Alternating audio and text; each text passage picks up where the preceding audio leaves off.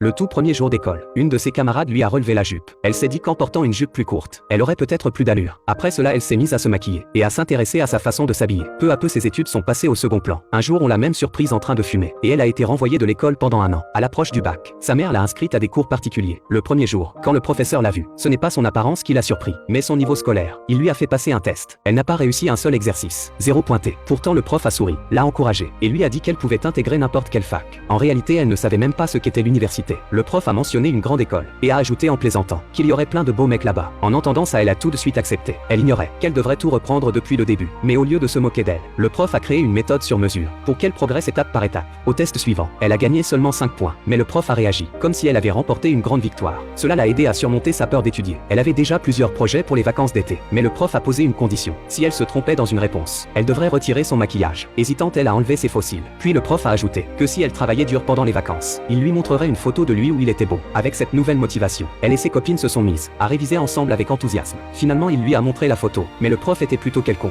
Pourtant, à ce stade, elle s'intéressait vraiment aux études. Un jour à l'école cependant, son professeur principal s'est moqué d'elle, devant tout le monde, allant même jusqu'à dire: si tu es vraiment admise, je cours tout nu. À partir de ce jour, les livres sont devenus ses meilleurs amis. Elle les emportait même aux fêtes. Peu à peu, ses amis ont cessé de lui rendre visite. Non pas parce qu'elle l'avait abandonné, mais parce qu'elle savait que la voir la déconcentrerait. Elle bossait sans relâche. Elle s'est même coupé les cheveux courts pour gagner du temps. Mais au bout d'un moment, ses progrès ont stagné. Elle a pensé à revoir ses ambitions à la baisse. Mais le prof l'a mise en garde. Si tu baisses tes exigences une fois, elles ne feront que descendre encore plus. En entendant cela, elle a tout donné. À nouveau, elle a continué les cours régulièrement. Enfin, le jour de l'examen est arrivé. Tout le monde lui a souhaité bonne chance. Et son prof lui a tendu un café. Mais au milieu de l'épreuve, elle a soudain ressenti une violente douleur au ventre. Elle est sortie puis revenue nerveuse et secouée, incapable même de se concentrer sur les questions. Malgré tout, elle n'a pas abandonné et a essayé de répondre à chaque question. Quand les résultats sont tombés, elle avait échoué. Le prof ne l'a pas grondée. Il lui a simplement remis une petite lettre de réconfort, lui rappelant qu'il restait encore une chance. Elle a rentré son numéro d'identification à nouveau et a revérifié les résultats. Quand son nom est apparu à l'écran, elle est restée figée. Elle avait vraiment réussi à intégrer l'école de ses rêves.